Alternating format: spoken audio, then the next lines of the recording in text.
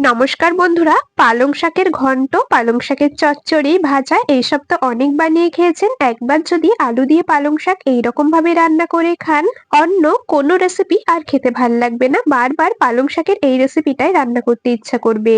গরম ভাতের সাথে দুর্দান্ত লাগে। পালং শাকের এই রেসিপিটা দিয়েই এক থালা ভাত খেয়ে নিতে পারবেন। একদম নতুনত্ব একটা রেসিপি, আশা করছি আপনাদের ভীষণ ভালো লাগবে। তাহলে বন্ধুরা চলুন রেসিপিটা এবার শুরু করা যাক। সবার প্রথমে আমি এক আটি একদম ফ্রেশ তাজা পালং শাক নিয়ে নিয়েছি। পালং শাকগুলো পরিষ্কার করে বেছে ধুয়ে নিয়েছি। এরপর গোড়ার অংশটা অল্প অল্প করে বাদ দিয়ে নিয়েছি, আর তারপর এইরকম ভাবে ছুরির সাহায্যে একটু বড় বড় রেখে কেটে নিচ্ছি। শাকগুলোকে একদম কুচিয়ে কাটবার একদমই দরকার নেই, দেখতেই পাচ্ছেন বেশ একটু বড় বড় করে শাকগুলোকে কেটে নিলাম। ঠিক এইরকম ভাবে বাকি শাকগুলো দেখুন গোড়ার অংশটা ফেলে দেব, আর বাকি ডাঁটা আর পাতাগুলোকে সুন্দরভাবে কেটে নেব। খুব বেশি কোচাবো না, একটু বড় বড় রেখে কেটে নিচ্ছি। বন্ধুরা আমি কাজটা করতে থাকি, আর আপনারা কিন্তু অবশ্যই আমাকে এই সময়টা কমেন্টসে জানিয়ে যাবেন আপনারা কে কোন জায়গা থেকে আমার আজকের এই রেসিপিটা দেখছেন, তবেই না আপনাদের কমেন্টসে ধন্যবাদ জানাতে পারবো।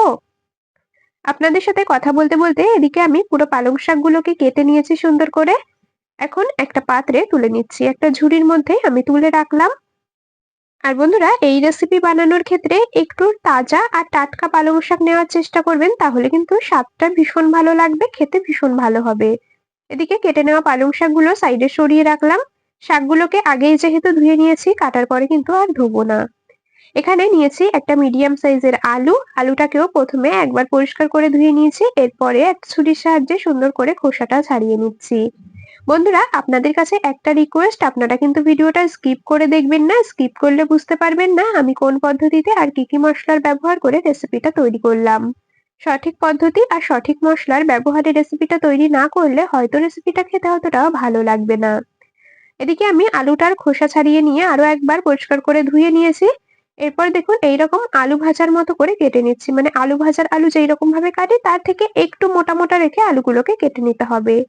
এই রেসিপিতে আলুটা কিন্তু এইরকম ভাবেই কাটবেন, দেখুন ঠিক এইভাবে একটু মোটা মোটা করে কেটে নিয়েছি। আলু ভাজার মতো, তবে একটু মোটা করে। আলুটাকে সাইডে সরিয়ে রাখলাম। এদিকে ওভেনে বসিয়ে দিয়েছি একটা কড়াই। কড়াইটা খুব ভালো করে গরম করে নিয়ে অল্প পরিমাণে দিয়েছি সর্ষের তেল। তেলটাকেও বেশ ভালো করে গরম করে নিয়েছি। কেটে ধুয়ে রাখা আলুগুলোকে এখন তেলের মধ্যে দিয়ে দিলাম। আলুগুলোকে বেশ লাল লাল করে ভেজে নিতে হবে। এর মধ্যে আমি সামান্য পরিমাণে দিয়ে দেবো নুন আর হলুদ। লবণ হলুদ দিয়ে খুব ভালো করে আলুগুলোকে বেশ একটু সময় নিয়ে গ্যাসের ফ্লেম কখনো মিডিয়ামে আবার কখনো হাইতে দিয়ে ভেজে নেব। আর বন্ধুরা এখানে আপনারা শাক আলু সমস্ত কিছুর পরিমাণ নিজেদের প্রয়োজন অনুযায়ী কম বেশি করে নিয়ে নেবেন।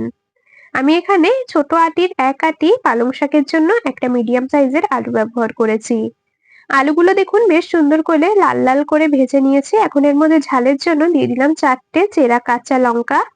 আপনারা যেই রকম ঝাল খাবেন সেই অনুযায়ী কাঁচা লঙ্কার পরিমাণ কম বেশি করে দিয়ে নেবেন। অবশ্যই কাঁচা লঙ্কা ব্যবহার করবেন, এই রেসিপিতে কিন্তু শুকনো লঙ্কাটা একদমই ভালো লাগবে না। কাঁচা লঙ্কা দিয়ে দিয়েছি, তার মধ্যে দিয়ে দিলাম পরিমাণ মতো জল। দিয়ে দিচ্ছি স্বাদ মতো লবণ, পরিমাণ মতো হলুদ গুঁড়ো। জলটা খুব ভালো করে ফুটে আসা পর্যন্ত গ্যাসের ফ্লেম হাইতে দিয়ে রান্না করে নেব। আর বন্ধুরা রেসিপিতে কিন্তু খুব বেশি ঝোল হবে না, আর একদমই শুকনো শুকনো তৈরি হবে না। মিডিয়াম ঝোল থাকবে সেই হিসেবে জল দিলাম। ঢাকা চাপা দিয়ে দিয়েছি যাতে আলুগুলো সুন্দরভাবে সেদ্ধ হয়ে যায় আর ঝোলটাও বেশ একটু গাঢ় হয়ে আসে। বেশ খানিকক্ষণ ঢাকা দিয়ে রান্না করে নিয়েছি। মোটামুটি ওই 4 থেকে 5 মিনিটের মতো গ্যাসের ফ্লেম মিডিয়ামে রেখে আমি ঢাকা চাপা দিয়ে রান্না করে নিয়েছি। দেখুন আলুগুলো কত সুন্দরভাবে সেদ্ধ হয়ে গেছে। এই সময় এর মধ্যে দিয়ে দিতে হবে কেটে রাখা পালং শাকগুলোকে। পালং শাক কিন্তু একদমই প্রথমে দেওয়া যাবে না, যেহেতু পালং শাক একদম নরম শাক, খুব তাড়াতাড়ি সেদ্ধ হয়ে যায়। তো জলটা খুব ভালো করে ফুটিয়ে নিয়ে তারপর আলুগুলো খুব ভালো করে সেদ্ধ করে নিয়ে সবশেষে পালং শাকটা দিতে হবে। শাকগুলোকে দিয়ে খুব ভালো করে একটু মিশিয়ে নিচ্ছি, আর দেখুন শাক পরিমাণে কতটা কমে গেছে। যেহেতু পালং শাক রান্নার পরে অনেকটাই পরিমাণে কমে যায়। তো যাই হোক এদিকে আমি খুব ভালো করে একটু নেড়ে চেড়ে নিয়েছি, আর এখন মনে হচ্ছে লবণ একটু কম হয়েছে, সেজন্য আমি আরো কিছুটা পরিমাণে লবণ এর মধ্যে দিয়ে দিলাম। শাকগুলোকে দিয়ে আরো 2 থেকে 3 মিনিটের মতো ফুটিয়ে নিয়েছি, রান্না করে নিয়েছি। এখন এটাকে নামিয়ে নেব একটা পাত্রে। তবে বন্ধুরা রান্নাটা এখনো কিন্তু শেষ হয়নি। আপনারা পুরো রেসিপিটা দেখতে থাকুন। আশা করছি আপনাদের ভালো লাগবে। আপনারা যারা পালং শাক এইভাবে রান্না করে খেয়েছেন বা খান তারা তো জানেনই এই রেসিপিটা কতটা লোভনীয় হয়। আর যারা কখনো আগে এইভাবে পালং শাক রান্না করে খাননি, একবার আলু দিয়ে পালং শাক এইরকম ভাবে রান্না করে খেয়ে দেখতে পারেন। একবার যদি এই রেসিপি খান তাহলে পালং শাকের অন্য কোনো রেসিপি আর ভালো লাগবে না। তো যাই হোক, পালং শাকের তরকারিটাকে আমি একটা পাত্রে নামিয়ে রেখেছি, সাইডে সরিয়ে রেখেছি।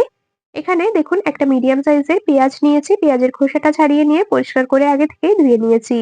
এরপর ছুরির সাহায্যে একদম ঝিরিঝিরি করে কুচিয়ে কেটে নেব। আমি এইরকম একটা মিডিয়াম সাইজের পেঁয়াজ ব্যবহার করছি এই পরিমাণে শাকের জন্য।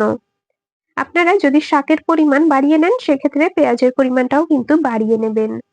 দেখুন পেঁয়াজটাকে সুন্দর করে কুচিয়ে কেটে নিয়েছি, এখন এটাকে একটা পাত্রে তুলে রাখবো। একটা বাটির মধ্যে কুচিয়ে নেওয়া পেঁয়াজটা তুলে রাখলাম।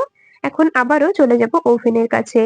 কড়াইটাকে পরিষ্কার করে ধুয়ে আবারও গ্যাসের ওভেনে বসিয়ে দিয়েছি। খুব ভালো করে গরম করে নিয়ে তাতে দিয়ে দিচ্ছি পরিমাণ মতো সর্ষের তেল।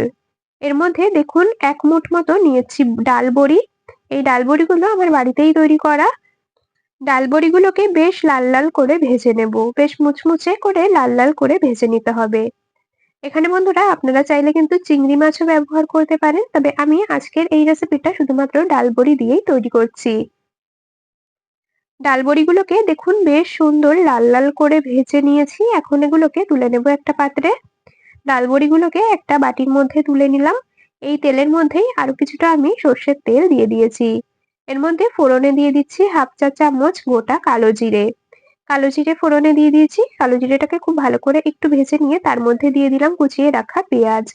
পেঁয়াজটাকে খুব ভালো করে একটু ভাজা ভাজা করে নিতে হবে। পেঁয়াজের গায়ে সুন্দর গোল্ডেন ব্রাউন কালার আসা পর্যন্ত, পেঁয়াজটা পুরোপুরি নরম হয়ে আসা পর্যন্ত।